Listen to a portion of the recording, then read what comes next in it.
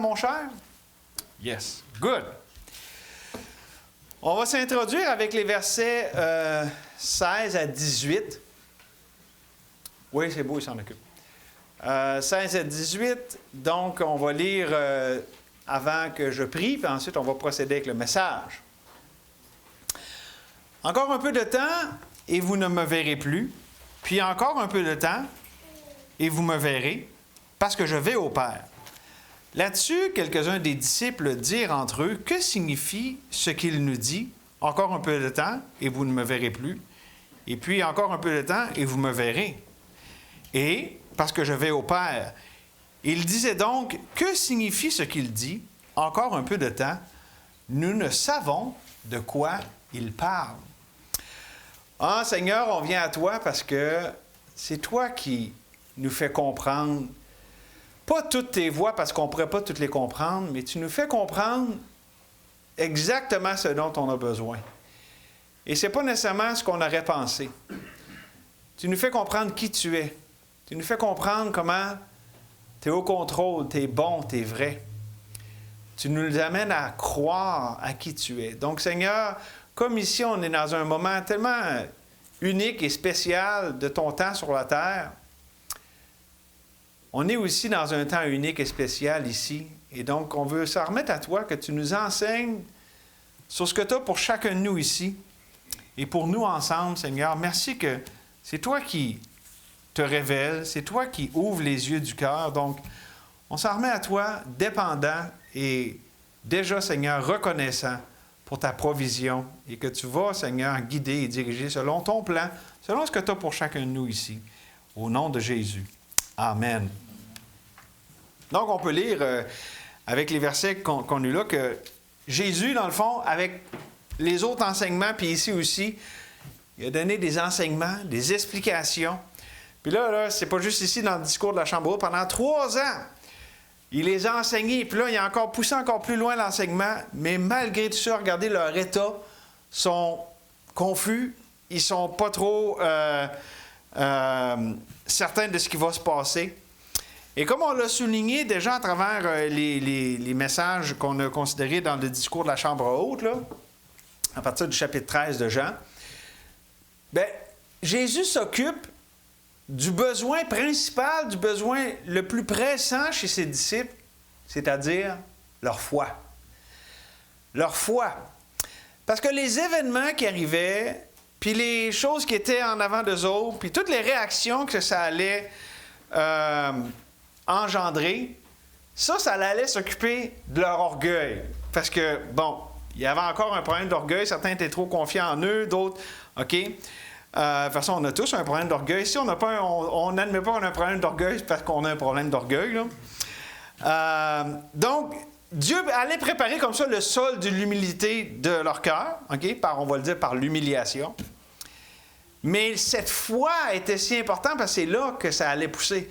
Dieu s'occupait, à travers les circonstances, de l'humiliation, mais ici, Jésus, par ses paroles, s'occupe de leur foi.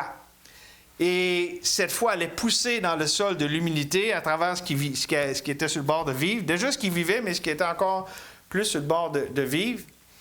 Et je dirais que c'est le modus operandi de Dieu, pas juste ici, encore aujourd'hui.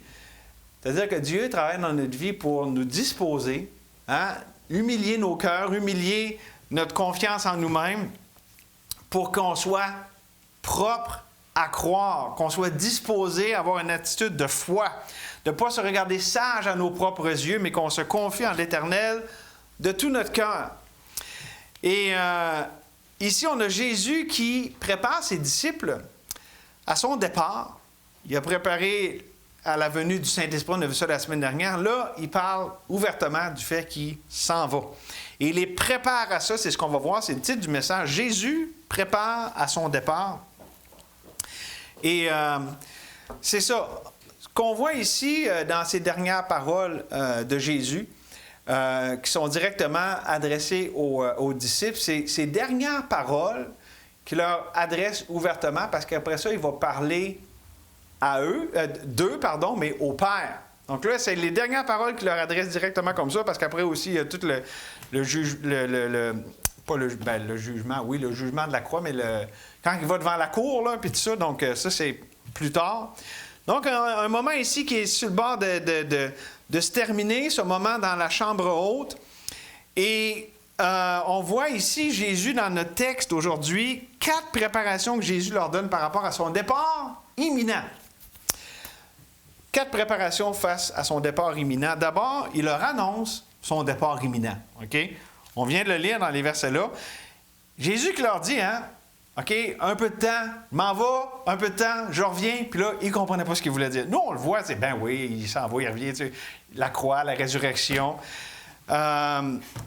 Mais pour eux autres, c'était pas évident du tout. Et à 2 reprises, on entend les disciples qui disent, c'est quoi que ça veut dire? Qu'est-ce que ça signifie? Ils essaient de comprendre le sens, mais ils n'étaient pas capables. Pour nous, on le voit, puis c'est vrai que le contexte nous dit que le sens immédiat, c'est la croix, la résurrection, puis l'intervalle entre les deux, là, parce qu'il y a eu l'intervalle entre les deux dans le tombeau. Mais là, imaginez-vous, ils étaient déjà un peu confus, mais là, l'état de confusion et de perplexité allait augmenter. Et leur foi vacillait du fait même. Et c'est pas moi qui ai inventé ça. Je prends ça dans Luc 24, où est-ce qu'on voit entre la mort de Christ, puis quand il apparaît à ses disciples après être ressuscité. On lit dans 24, 17. Il leur dit, de quoi vous entretenez-vous en marchant? Jésus ici qui parle aux disciples d'Emmaüs.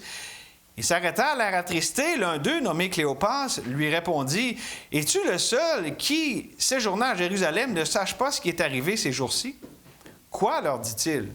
Ils lui répondirent, « Ce qui est arrivé au sujet de Jésus de Nazareth, qui était un prophète puissant en œuvre et en parole devant Dieu et devant tout le peuple, et comment les principaux sacrificateurs et nos magistrats l'ont livré pour le faire condamner à mort et l'ont crucifié. » Et écoutez ce qu'ils disent ensuite.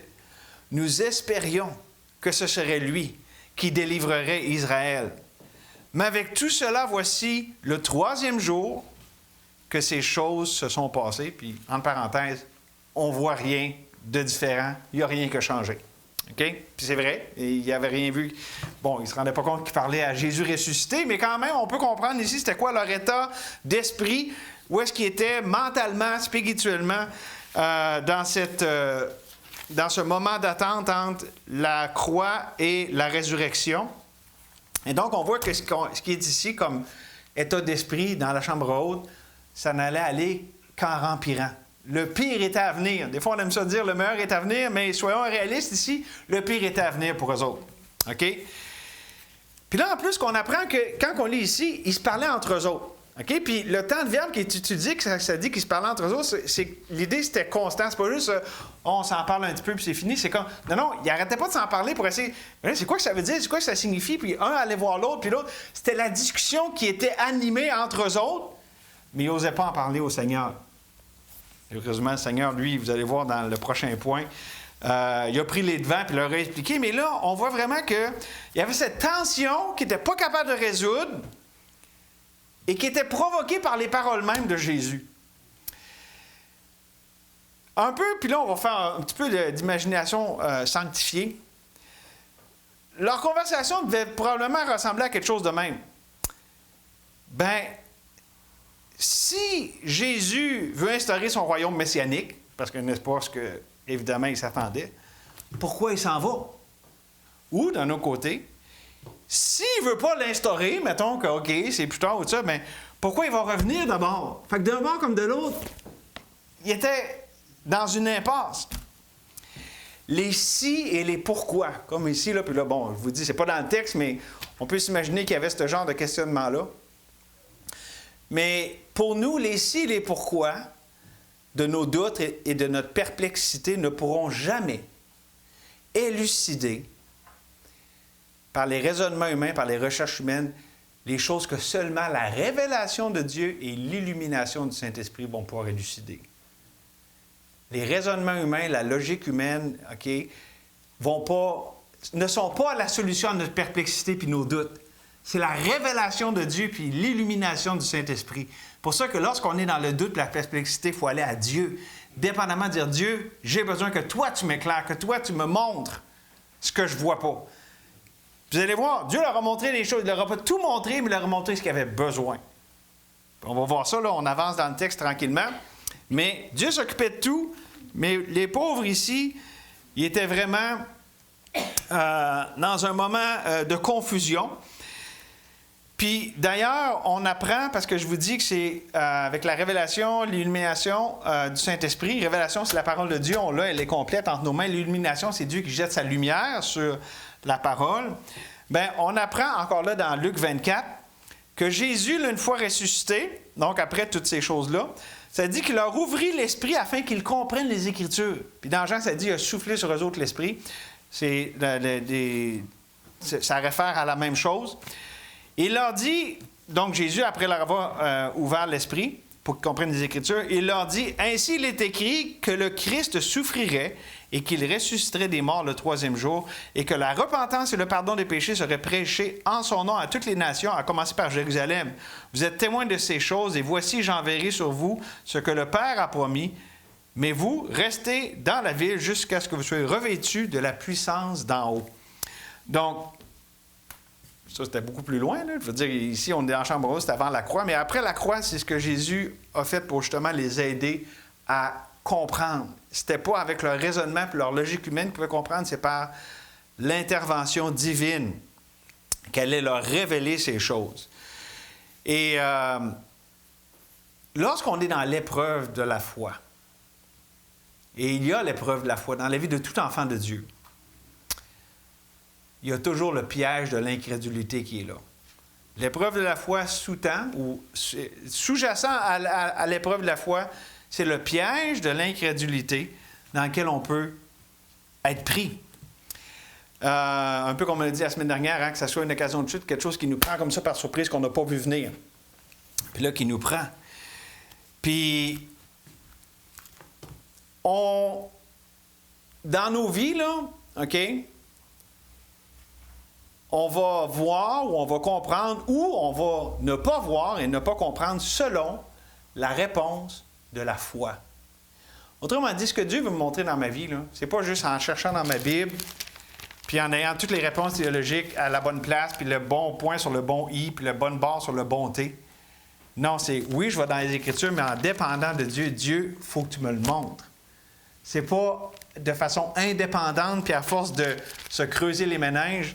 C'est en cherchant l'Éternel dans sa parole, dans la prière, dans la dépendance, que là, il va nous montrer. Mais ça, c'est la foi.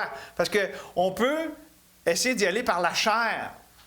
Essayer d'avoir les réponses nous-mêmes. Puis, tu as vu, il y a un principe biblique qui dit ça. Puis, ça peut être dépourvu de dépendance à Dieu. Ça peut être fait de façon... Ça a l'air bien, mais c'est la chair qui est derrière. Parce que nous, on veut la réponse, puis nous, on veut l'explication. Alors que par la foi, on dit, non, Dieu... Je ne peux pas comprendre si toi, tu ne me le montres pas. Je ne pourrais pas voir si toi, tu ne me fais pas voir. OK? Et ça, c'est vraiment important ici parce qu'ils ne voyaient pas grand-chose, en fait. Là. Ils voyaient ce que Dieu avait besoin, mais savez-vous quoi? Dieu leur a montré là ce qu'il avait besoin de voir. Puis plus tard, plus. Parce que Dieu voulait que ça soit comme ça. Puis je pense qu'il n'aurait même pas été prêt, de toute façon, à tout avoir tout d'un coup. Fait que Dieu s'occupait des autres, donc il y avait cette position de dépendance. Donc, pour nous, là, le plan de Dieu ne se saisit pas par nos raisonnements. Puis, tu sais, tout comprendre, là, c'est quoi que les circonstances veulent dire, les relations, puis tout ça. Ça peut simplement souvent être des justificatifs pour l'incrédulité. On raisonne notre façon de faire à travers ça, puis on se trouve une façon de s'en sortir. Mais lorsqu'on dépend de Dieu, par la foi, qu'est-ce qui arrive? Il va arriver comme dans le Proverbe 4, 18. Le sentier des justes est comme la lumière resplendissante dont l'éclat va croissant jusqu'au milieu du jour. Plus ça va, plus Dieu va nous faire comprendre, puis il va nous faire voir ce qu'on veut voir. Pas tout, parce qu'on ne pourrait pas tout voir puis tout comprendre, mais il va nous faire voir ce qu'on a besoin de voir puis ce qu'on a besoin de comprendre. Donc, c'est la première chose avec l'annonce de son départ imminent. Ensuite, Jésus les prépare en expliquant son départ imminent. D'abord, commençons au verset 19. Jésus, sachant qu'il voulait l'interroger, il voyait bien tout ce qui se passait, okay? Quand il, ici, c'est les disciples, leur dit, « Vous vous questionnez les uns les autres sur ce que j'ai dit, encore un peu de temps, et vous ne me verrez plus, et puis encore un peu de temps, et vous me verrez. » Donc là, Jésus prend les devants, puis il dit, « OK, oui, je vois que vous vous questionnez, là. » Puis là, il va leur donner une explication. Puis comme je l'ai dit, il ne leur explique pas nécessairement tout, mais assez pour le moment présent, pour être affermis dans la vérité présente. Il leur donne ce qu'ils avaient besoin là. Il leur donne leur pain quotidien. Il leur donne le moment présent, ce qu'ils nécessitaient. Parce que Jésus comprenait qu'il avait besoin de clarification. Parce que là, il était confus, puis, je veux dire, ça ne l'aidait pas du tout à leur état, le fait de rester comme ça dans un état d'incompréhension et de confusion. Mais il savait aussi qu'il avait besoin de plus que juste de l'information. Ah, là, je vais vous donner un fait numéro 1, numéro 2, numéro 3. Non, il avait besoin que leur cœur, leur pensée soient préparés à endurer les circonstances extrêmes qui étaient devant eux autres. OK? Fait que c'était plus de l'information qu'il avait besoin, c'était plus que ça. C'était de la préparation spirituelle. Pourquoi? Parce que là, il était sur le point d'expérimenter. Déjà, il était triste, là. On l'a vu la semaine dernière, la tristesse remplissait leur cœur, mais c'était pas fini, là. Imaginez-vous la tristesse de voir, de perdre cette relation privilégiée avec Jésus, d'être avec lui, là, tous les jours. Ça allait finir, ça. De voir Jésus humilié comme ça, publiquement. Mais nous, la tristesse de voir celui en qui on a mis tout notre espoir, puis qui est comme ça traité d'une façon extrêmement humiliante. De voir l'apparente victoire de ses ennemis. C'est comme, ben là, je pensais que c'était le bon. Voyez-vous la tristesse, le désespoir. Puis, justement, de perdre l'espoir qu'il avait mis en Jésus. C'est ça qu'on a lu. Nous espérions que c'est lui qui délivrerait.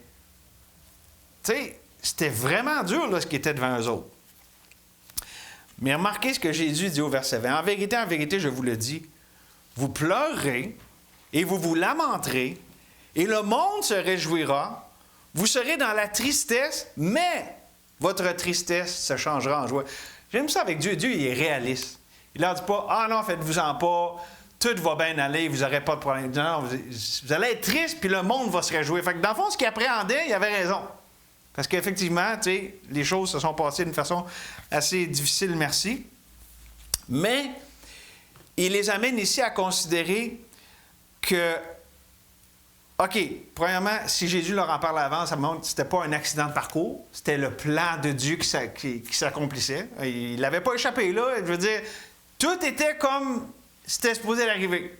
Déjà, c'est réconfortant, Jésus qui leur parle comme étant, OK, il leur dit pas, ah oui, là, je ne sais pas trop quoi faire, puis, hey, merci d'être inquiet, parce que moi aussi, je suis inquiet. Non, il leur parle, tout est sous contrôle, puis il leur parle à l'avance de ce qui va arriver. Déjà, ça, c'est réconfortant. Il parle comme celui qui est parfaitement au contrôle, qui connaît toutes choses. Mais plus que ça, OK, c'est pas un accident de parcours, mais aussi c'est la manière par laquelle le plan de Dieu doit s'accomplir. Oh, OK. Ça a dû justement... Imaginez-vous, parce que là, eux autres, il y avait comme une impression de perte de contrôle. Jésus leur dit, non, au contraire, tout est sous contrôle. Fait que ça nourrit la foi, puis ça l'amène... Malgré l'épreuve, de dire, non, c'est supposé d'être de même. Ça soutient quand tu penses que tout est tout croche. Non, c'est supposé d'être de même. C'est le plan. Puis c'est le plan de... Le pattern, la croix, vers la résurrection. Ce qui est dur, c'est l'attente entre les deux, le tombeau. Ou on peut dire, pour nous, la mort vers la vie. Puis nous aussi, c'est dur l'entre-deux. C'est toujours dur l'entre-deux. L'épreuve, c'est l'entre-deux. L'épreuve de la foi, c'est l'entre-deux. Mais Jésus leur dit que la source même de ce qui allait les attrister allait devenir la source de ce qui allait les réjouir. Parce que c'est vrai, n'est-ce pas, que la résurrection donne tout le sens à la croix. Tu regardes la croix, s'il y a juste la croix, c'est « Ah non! » Puis là, comme il dit, on pensait que ça allait être lui, mais la résurrection, « Ah, c'est lui! Il a vaincu! C'est pas terminé! L'histoire a fini bien! » OK? Donc, Jésus prend vraiment bien ces mots. Puis j'aime l'illustration qu'il donne. Jésus avait le tour d'avoir des illustrations qui étaient vraiment pointées. Tout ça, un verset, mais ça veut tellement dire beaucoup. La femme, lorsqu'elle enfante, verset 21, éprouve de la tristesse parce que son heure est venue. Mais lorsqu'elle a donné le jour à l'enfant, elle ne se souvient plus de la souffrance à cause de la joie qu'elle a de ce qu'un homme est né dans le monde. N'est-ce pas aussi ce qu'elle a expérimenté? Les douleurs de l'enfantement, cette douleur-là de savoir, mais après ça, ça a donné le fruit de la croix, le fruit de la vie. Puis, OK? Très bonne illustration. Verset 22, on peut lire, « Vous donc aussi, vous êtes maintenant dans la tristesse, mais je vous reverrai et votre cœur se réjouira et nul ne vous ravira votre joie. » Wow! Puis, c'est tellement vrai ce que Jésus dit là que c'est au point où est-ce que tu sais, les disciples ici qui étaient dans la peur, puis tu sais, qui ont fui lorsque Jésus a été arrêté, par après, ils étaient prêts à aller jusqu'à la mort, puis jusqu'au bout, à cause de ce qu'il a fait, puis cette joie qui les animait. Littéralement, je crois qu'il y a un accomplissement littéral ici de Néhémie 8-10. La joie de l'Éternel sera votre force. Il était tellement joyeux de savoir, wow, on a le Dieu vivant, celui qui a conquéri la mort, le péché, tous nos ennemis. Il avançait par la force de cette joie d'être avec le ressuscité, le Christ conquérant, que tout ce qu'il dit est absolument vrai, c'est tout selon les Écritures. Et donc, Jésus attaque le problème de front en contrecarrant là, cet esprit léthargique qu'il y avait. Il leur dit, il est réaliste en disant, oui, ça va être dur, mais au bout de ça, le meilleur est tellement à venir que ça va dépasser ce que vous pouvez comprendre. Et donc, il suscite la foi de ses disciples. Il suscite la foi. Comme ça dit, ayant les regards sur Jésus, qui suscite la foi et qui l'amène à la perfection. Et c'est le pattern que Dieu veut dans nos vies, qu'on regarde à lui au lieu des circonstances, qu'on s'attende à lui au lieu de nous-mêmes, des autres, des circonstances. Et ça, c'est par la foi qu'on fait ça. Et le juste vivra par la foi, et Dieu rémunère ceux qui, comme ça, le cherchent par la foi.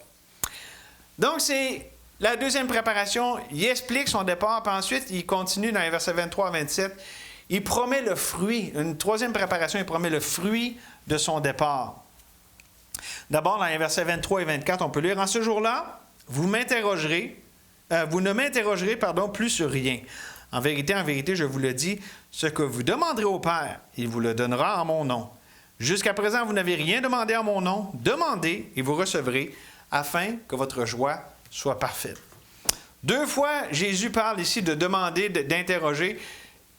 Il dit, ça ne va plus arriver. Vous n'allez plus m'interroger, puis vous n'allez plus rien me demander. Il va se demander pourquoi Jésus parlait de même. L'idée, là, c'est que la joie qu'il allait avoir de comprendre enfin, là, tout c'est quoi l'œuvre de la croix, puis la résurrection, puis ça allait être tellement grand que là, leur vie allait être complètement révolutionnée. En fait, c'est comme, tu sais, quand quelqu'un est sauvé, là, puis que là, il se rend compte, c'est Jésus qui sauve, puis j'ai pu à lutter, puis je peux me reposer, puis je peux me réjouir. OK, ça révolutionne complètement notre façon de voir. Ben, eux autres, ils allaient expérimenter ça aussi, là. Puis je dis pas qu'ils n'étaient pas sauvés à ce moment-là, là, mais c'était tout comme, parce que vraiment, une fois qu'ils ont tout vu ça, c'est comme, oh, OK, on ne voit plus rien de la même façon. On ne voit plus rien. En fait, littéralement, c'est comme, ils connaissaient Jésus selon la chair, mais après, avec l'Esprit de Dieu, puis tout ce qui était accompli, puis avec l'Esprit de Dieu qui habitait en eux, là, ils ne le connaissaient plus de la même manière. Ils connaissaient selon l'Esprit. Donc, ça a complètement tout changé. Il n'y a plus rien qui était pareil. Et pourquoi? Parce que là, littéralement, ils pouvaient tout comprendre. Puis tout faisait du sens. Puis tout comprendre, c'est pas dans un sens absolu d'être omniscient, là. Mais là, c'est comme, là, les pièces du puzzle étaient ensemble, puis là, ils voyaient l'image. OK, c'est clair. Moi, je me rappelle, quand j'ai été sauvé, c'est ça. J'avais ce questionnement existentiel. Pourquoi on est ici sur Terre? Ça ne marche pas. Puis justement, il y avait pas mal des morceaux de mon puzzle qui ne marchaient pas. Puis quand j'ai reçu Jésus comme mon sauveur, puis que l'Esprit est venu habiter en moi qui n'avais jamais lu la Bible, c'est comme, wow, OK, là, je comprends tout. Là, ça fait du sens. Puis comme je vous dis, c'est pas que c'est absolu, je comprends tout. J'apprends encore à tous les jours, mais là, j'avais cette compréhension globale, claire et nette, simple, où est-ce que, c'est ça qui manquait. Il manquait la croix, Jésus, la résurrection et tout ça. Et c'est ça ici qui était sur le point de se passer, où leur relation avec Dieu allait être transformée de façon tellement radicale et profonde que même demander quelque chose, c'est comme s'il n'y avait rien demandé. Parce qu'on s'entend ici, il avait-tu demandé des choses à Dieu? Oui, mais pas dans le sens de ce qu'il était sur le bord d'arriver. Là. Puis là, il dit, vous n'avez rien demandé en mon nom. Puis leur joie parfaite. Donc, c'est toutes des choses qui montrent à quel point les choses allaient dépasser tout ce qu'ils pouvaient comprendre à ce moment-là, à cause de la révélation, à cause de l'illumination. Puis verset 25 abonde dans ce sens-là. Je vous ai dit ces choses en parabole. L'heure vient où je ne vous parlerai plus en parabole, mais où je vous parlerai ouvertement du Père. Et Jésus il répète ça, l'idée de demander au Père, puis du Père, puis son amour, verset 26. « En ce jour, vous demanderez en mon nom. Je ne vous dis pas que je prierai pour vous, car le Père lui-même vous aime, parce que vous m'avez aimé et que vous avez cru que je suis sorti de Dieu. » Dieu parle constamment, Jésus parle de leur relation à Dieu, qui est leur Père, puis de demander au Père au nom du Fils. Et dans le fond, eux autres allaient découvrir cette relation-là avec le Père dans une toute nouvelle dimension qu'ils ne connaissaient pas encore, une proximité, une profondeur qu'ils ne connaissaient pas encore, parce qu'ils n'avaient pas l'Esprit de Dieu en eux. Donc, on voit comment la Trinité travaille ensemble. Hein? Le Fils qui est venu accomplir l'œuvre, c'est ce que le Père a ordonné, puis c'est ce que le Père qui les aime avait pour eux autres, puis le Saint-Esprit qui leur faisait apprécier ça. On voit vraiment la Trinité ici qui est impliquée pour révéler, illuminer l'amour du Père à ses enfants. N'est-ce pas aussi? C'est une bonne prière. Dieu, révèle-moi la grandeur de ton amour. Si vous priez comme ça, vous allez prier comme Paul dans Éphésiens 3. À cause de cela, je fléchis les genoux devant le Père, de qui toute famille dans les cieux et sur la terre tire son nom, afin qu'il vous donne, selon la richesse de sa gloire, d'être puissamment fortifié par son esprit dans l'homme intérieur, en sorte que Christ habite dans vos cœurs par la foi, étant enraciné et fondé dans l'amour, que vous puissiez comprendre avec tous les saints quelle est la largeur, la longueur, la profondeur et la hauteur, et connaître l'amour de Christ qui surpasse toute connaissance. Connaître quelque chose qui surpasse la connaissance, c'est infini, en sorte que vous soyez remplis jusqu'à toute la plénitude de Dieu. Et donc, c'est ça que le Dieu trinitaire va faire dans la vie de ses enfants, révéler la grandeur de son amour. Et c'est ce qu'il est en train de faire. Et là-dessus, j'aimerais vous lire 1 Jean 4, 18. « La crainte n'est pas dans l'amour, mais l'amour parfait bannit la crainte. Car la crainte suppose un châtiment, et celui qui craint n'est pas parfait dans l'amour. » Est-ce que tu crois? Est-ce que tu as ta sécurité? Est-ce que tu as ton réconfort dans l'amour de Dieu? Est-ce que c'est ton trésor, le fait, OK, je suis aimé de Dieu? Je peux me reposer là-dedans. C'est le plus grand atout de la vie chrétienne victorieuse, c'est d'être reposé, d'être sécure dans l'amour de Dieu. Et ça, il faut le croire, tout simplement. Et en proportion de ça, on va vivre cet amour. C'est qui disait ça? Kevin, je pense que c'est une ressource qu'on a regardée. Accepter notre acceptation. Tu te rappelles l'expression? Je pense que c'est-tu Anderson? Hein? Ah oui, OK, c'est M. Solomon. Lorsqu'on accepte notre acceptation, qu'on se rend compte que, OK, Dieu, non seulement il nous aime, mais il nous montre qu'il nous aime. Puis que là, ça devient un réconfort. Puis que, et pourquoi la même circonstance qui arrive, qui a de l'air tellement adverse, qui est adverse, mais qu'on dirait que c'est un rejet de Dieu, on ne va plus du tout la voir de la même façon. On va la voir comme étant le fruit direct du Dieu qui nous aime. Qui nous donne ça, oui, comme avec Job. Est-ce que Dieu aimait Job? Oui, puis il a permis ce que Job a vécu. Quand on est sécure dans l'amour de Dieu, c'est ça que ça fait. On ne voit plus les choses de la même façon. C'est pas que nos circonstances ont changé. C'est nous qui avons changé dans le milieu de nos circonstances. C'est ça que ça fait, être sécure dans l'amour de Dieu. C'est tellement libérateur. Mais nous, si on vit dans une mentalité de performance, que là, j'ai pas été gentil, donc là, Dieu me châtie, puis là, il faut que je regagne sa faveur. C'est pas mal plus stressant. Mais surtout, c'est pas biblique. Je t'aime d'un amour éternel, c'est pourquoi je te conserve ma bonté. Puis regardez ce que Dieu dit sur son amour de ses enfants, c'est pas quelque chose de partiel qui donne juste un peu de même. Donc, quand on est aimé, on est dans le bien-aimé. C'est un état dans lequel on est. Puis d'ailleurs, on est fait pour ça, pour connaître ce Dieu qui nous aime, puis qui se fait connaître. C'est lui le but de la vie chrétienne. C'est une personne, c'est pas un verbe, le but de la vie chrétienne. C'est un nom et ce n'est pas une personne. Et la récompense de la foi, c'est d'accepter simplement qu'il en est ainsi, que Dieu nous aime, puis que c'est lui qui s'occupe de nos circonstances, puis qu'il va révéler ce que lui veut révéler à travers ces circonstances, mais il va révéler quelque chose sur lui. Je posais la question cette semaine, c'est quoi que Dieu nous donne en cadeau lorsqu'on est éprouvé? Il nous donne lui-même. C'est lui le cadeau. C'est lui le cadeau. Puis il va nous révéler un peu plus de qui il est. On va avoir une fraîche appréciation de qui il est. C'est ça son cadeau. Ça va faire « Oh, wow! » Ça peut paraître un peu « Ah ouais, j'ai pas de nanane, j'ai pas une Cadillac. » Puis non, t'as Dieu. C'est tellement mieux. C'est tellement mieux. Quatrième préparation de Jésus à son départ, versets 28 à 32. On va commencer au verset 28. « Je suis sorti du Père et je suis venu dans le monde. Maintenant, je quitte le monde et je vais au Père. » Tu sais, des fois, on peut lire quelque chose de vite.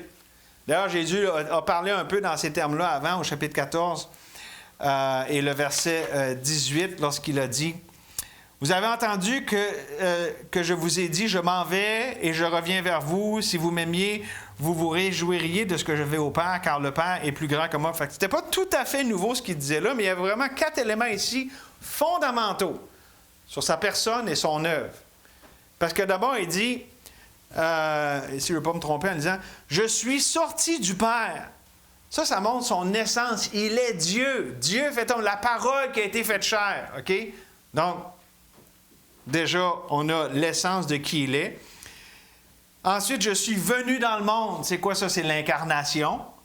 Hein, il est venu dans le monde. Donc, sorti du Père, son essence. Venu dans le monde, sa mission, son incarnation. Ensuite de ça, il dit, « Maintenant, je quitte le monde. » Et ça, on peut dire, c'est la croix. Hein? Christ allait à la croix en mourant. Et ensuite, il dit, « Et je vais au Père. » C'est sa résurrection, son ascension. Donc, on a l'œuvre complète de Christ dans un petit verset comme ça. Et ça, c'est l'élément fondamental de ce qu'il leur communique ici, là. Il ne faut pas le manquer. Mais là, il y a un de ces moments où est-ce que tu dis, « Ah, ouais, ont-tu vraiment compris? » Parce que là, Jésus a dit ça, c'est une belle phrase, là. C'est un beau statement, comme on dit au Québec. Là, ses disciples qui disent au verset 29, « Voici maintenant, tu parles ouvertement et tu n'emploies aucune parabole. Maintenant, nous savons que tu sais toutes choses et que tu n'as pas besoin que quelqu'un t'interroge. C'est pourquoi nous croyons que tu es sorti de Dieu. » C'est un peu comme quand Jésus leur demande dans Luc, il dit, « Est-ce que vous avez compris? » Ils disent oui. Moi, je dis, « Ah ouais, vraiment, tu as compris? » Puis là, il dit, « Ah, on comprend. » C'est comme... Je lis ça, puis je dis, « Vraiment, vous comprenez? » On va explorer ça un peu parce qu'il y a quelque chose ici. D'ailleurs, Jésus, au verset 31, qu'est-ce qu'il dit? Jésus leur répondit, « Vous croyez maintenant? » Y a-t-il un point d'interrogation? C'est comme, « Ah là, on croit, mais... Ah oui, vous croyez? » C'est quoi qui est là exactement? En fait, je crois que oui, ils croyaient à ce que Jésus leur montrait qu'ils devaient croire là. Ils n'étaient vraiment pas complets dans leur croyance et dans leur compréhension de l'œuvre de Christ, mais ce que Jésus vient de dire là sur le fait son essence, sa mission, la croix, puis la résurrection, là, puis dit dans les mots qu'il a dit là, ça, je pense vraiment qu'ils le croyaient, parce que c'est le plan rédempteur qu'il leur révélait, qu'il leur a révélé depuis... Fait, ils ne comprenaient pas tout, en fait, loin de là, mais les éléments fondamentaux, je pense que ça, OK, ils croyaient. Okay? Je ne pense pas qu'ils mentaient, qu'ils exagéraient, qu'ils se faisaient des accroires, malgré que c'était, disons, une foi qui n'était pas encore si complète et éclairée. Un peu comme quand Pierre, il dit, « Tu es le Christ, le Fils du Dieu vivant. » Il croit vraiment ça, OK? Mais là, il y a l'élément de la croix et la résurrection qui est amené. Puis là, « Ah, OK, tu nous parles du Père. » Fait que je pense qu'il commençait vraiment de plus en plus à comprendre ces choses, malgré que l'effet n'était pas complet. Et là, j'explique. Il acquiesçait à ces vérités. Okay? Je pense qu'il pouvait vraiment voir, OK, tu viens du Père, tu retournes au Père. OK, il pouvait comprendre ça. Mais il n'y avait pas le plein effet sur leur cœur. Puis bon, toute l'affaire de la croix, je ne suis pas sûr qu'ils saisissaient toutes les ramifications, mais le fait qu'ils croyaient, c'était bon, ça les aidait, mais je ne sais pas pour rien que Jésus les avertit au verset 32, parce que cette étincelle de foi qu'il y avait là, il fallait qu'ils s'accrochent à Dieu là-dessus, puis ça allait être qu'elle allait les faire passer au travers. Pourquoi? Parce que Jésus les avertit au verset 32, « Voici l'heure vient, et elle est déjà venue, où vous serez dispersés chacun de son côté, et vous me laisserez seul, mais je ne suis pas seul, car le Père est avec moi. » Donc oui, ils croyaient, puis tout ça, mais ouf, il y avait quand même beaucoup de choses qui étaient devant eux autres auxquelles ils n'étaient pas complètement prêts. Et ça m'amène à faire cette application-là. Et on a presque fini le message. Combien c'est possible, et même c'est facile, de savoir des choses dans notre tête, d'acquiescer, mais de ne pas en être convaincu, de les approprier dans notre cœur. Oh! Par exemple, pendant des années, j'ai cru à Romains 6, 7, 8, notre union avec Christ, je suis mort avec Christ, vivant en lui. Je le savais dans ma tête. Mais c'est quand Dieu a saisi mon cœur avec ça que ça a commencé à faire son chemin. Puis, savez-vous quoi? Je suis loin d'être parvenu, là. J'ai encore une vision incomplète ou de mon appréciation. Mais déjà, quand ça descend au cœur, ça fait une grosse différence. N'est-ce pas aussi ce qu'on dit aux non-sauvés? Ah, tu connais les choses sur Jésus, mais c'est pas descendu dans ton cœur. C'est vrai, pour un enfant de Dieu, on peut connaître des choses, mais ils vont vraiment avoir un impact dans notre vie lorsque ça descend dans le cœur. Puis c'est ça que Dieu est en train de faire avec eux autres ici. Un autre exemple, je parlais de l'amour de Dieu tantôt. On peut savoir que Dieu nous aime, mais quand on est saisi par ça, c'est totalement différent. Puis, c'est ça. Dieu fait ça par rapport à Dieu. Dernièrement, il m'a humilié par rapport à des choses que je pensais je ne voyais pas dans ma vie. Par rapport au ministère. Puis comment... Vous savez que le ministère, ça peut être un très bel idole. Où est-ce qu'on trouve de l'acceptation, de la valorisation, puis tout, puis ça peut prendre la place de Dieu. Ben, quand Dieu me montre ça, c'est comme, c'est poche, hein? Mais savez-vous quoi? Je vais vous dire de quoi? C'est pas poche. Avant d'avoir été humilié, je m'égarais. Maintenant, j'observe ta parole. Psaume 119, verset 67. Psaume 71, il m'est bon d'être humilié, afin que j'apprenne tes statuts. Puis verset 75, je sais, ô Éternel, que tes jugements sont justes. C'est par fidélité que tu m'as humilié. Quand on comprend ça, on dit, OK, Dieu, c'est correct. Merci. J'en avais besoin. Et je pense que c'est vraiment important ici, Jésus, puis j'ai oublié de dire le titre du dernier point, la dernière préparation, c'est que Jésus replace leur confiance. Là, il voulait peut-être essayer de placer leur confiance dans ce qu'il faisait, puis là, comme j'ai dit la semaine passée, Jésus leur a dit, faites-moi confiance, je vous dis la vérité, c'est mieux que je parte. Il ne pouvait pas le comprendre à ce moment-là, mais faites-moi confiance. Bien, ici aussi, il allait avoir des choses dures, puis tout ça, mais faites-moi confiance. Pour ça qu'il termine avec cette note de triomphe. Je vous ai dit ces choses afin que vous ayez la paix. Jésus parlait, c'était pas juste des paroles en l'air. Il les préparait à ce qui venait. Jésus avait un but. Il les préparait à la tempête qui était devant eux autres. Je vous ai dit ces choses, puis là, je vais paraphraser, afin que vous ayez la paix en moi dans la tempête qui s'en vient. OK? Parce qu'ici, après ça, vous aurez des tribulations dans le monde. Mais prenez courage. J'ai vaincu le monde. Une conclusion triomphante de Jésus devant des disciples dans un état de faiblesse et de confusion. Et donc, c'est tout à fait approprié. C'est Jésus encore là qui dit, faites-vous-en pas, j'ai tout ça sous contrôle. Mon Père vous aime. Mon Père, c'est le plan exactement qu'il a prévu, puis je suis exactement là où il veut qu'on soit, puis vous faites partie de ça. Tout est sous contrôle. Des fois, on peut dire ça nous autres, puis on se demande... Mais Jésus, vraiment, il pouvait dire, oui, tout est sous contrôle. Même pour ses ennemis qui étaient là, puis qui allaient l'envoyer sur la croix. Et donc, ça résume ici l'ensemble du discours du chapitre 14 à 16.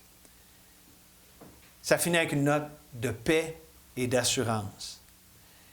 Est-ce que ici, vous écoutez, puis vous pouvez dire, vous avez la paix avec Dieu? Réconcilié avec Dieu. Êtes-vous encore ennemi de Dieu? Vous avez été réconcilié par le sang de la croix. La paix, ça commence en recevant Jésus, notre paix. Et pour les enfants de Dieu, qu'est-ce que la Bible nous dit? Que la paix de Dieu qui surpasse toute intelligence, pas la paix avec Dieu, ça, quand on a la paix avec Dieu, on l'a une fois pour toutes, mais la paix de Dieu. La paix de Dieu qui surpasse toute intelligence garde nos cœurs et nos pensées en Jésus-Christ, notre Seigneur. Et c'est ça que Dieu veut nous donner. Lui, le prince de paix, veut se donner lui-même. À ceux qui ne le connaissent pas, puis à nous qui le connaissons, c'est la même chose. Le même don, la même personne, le prince de paix. Il offre sa paix, il donne sa paix. Puis il promet qu'il va y avoir des tribulations. Donc, ce n'est pas une paix qui est l'absence de problème. C'est la paix qui est au milieu des problèmes qui fait que c'est surnaturel. On n'est pas accablé, on n'est pas tout démantibulé à cause de ça. C'est ça la paix de Dieu qui surpasse toute intelligence. Et donc, il a remporté la victoire, il a vaincu le monde et c'est par la foi qu'on se l'approprie. Dieu, ce n'est pas juste quelque chose de lointain qui nous amène. La parole qu'il nous donne est proche de nous ici. C'est pour qu'on l'apprenne. Donc, je vous invite d'abord, si vous ne connaissez pas le Seigneur, à vous approprier son salut. Cherchez l'Éternel pendant qu'il se trouve. Invoquez-le tandis qu'il est prêt. Que le méchant abandonne sa voie et l'homme d'iniquité ses pensées, qu'il retourne à l'Éternel qui aura pitié de lui, en notre Dieu, qui ne se lasse pas de pardonner. Et pour les enfants de Dieu, il est notre paix. Car ainsi parle le Très-Haut, dont la demeure est éternelle et dont le nom est saint. J'habite dans les lieux élevés, dans la sainteté, mais je suis avec l'homme contrit et humilié, afin de ranimer les esprits humiliés, afin de ranimer les cœurs contrits. Oh, merci Seigneur ce matin, d'être ce Dieu toujours fidèle au rendez-vous. D'être ce Dieu aussi qui nous prépare. Merci Seigneur, on n'a pas besoin de savoir tout ce qui est en avant de nous autres. Comme les disciples, beaucoup de choses qu'ils ne comprenaient pas. Mais tu leur as donné sur mesure ce dont ils avaient besoin. Et c'est comme ça encore ce matin, aujourd'hui. Et donc, on vient à toi, Seigneur, parce qu'on a besoin d'être préparés. Nos cœurs, pas juste des informations et des choses dans notre tête, mais nos cœurs qui soient affermis en toi. Puis merci qu'on n'a pas le fardeau d'avoir à essayer de tout comprendre, de tout savoir c'est quoi qui va se passer, puis où, puis comment, mais qu'on a juste à venir à toi. Le grand qui. C'est ça la solution, c'est un qui. Et on est créé pour ça. Le but de la vie chrétienne, c'est une personne. En fait, le but de tout être sur la terre, c'est de te connaître, toi, le seul vrai Dieu. Et Jésus, ton Fils, que tu as envoyé. Seigneur, ceux qui ne le connaissent pas, qu'aujourd'hui ils puissent le connaître. Qui se confient en toi. Et pour nous, tes enfants, Seigneur, qu'on rafraîchisse notre... pas juste notre compréhension, mais notre appréciation de qui tu es. Seigneur, ranime nos cœurs, nos esprits en toi. Merci qu'on vient à toi, c'est pas en vain, pas du tout. Parce que tu es le rémunérateur de ceux qui le cherchent. C'est toi qui l'as dit. C'est toi qui l'as promis. Oh, merci Seigneur. On te prie toutes ces choses au nom de Jésus. Amen.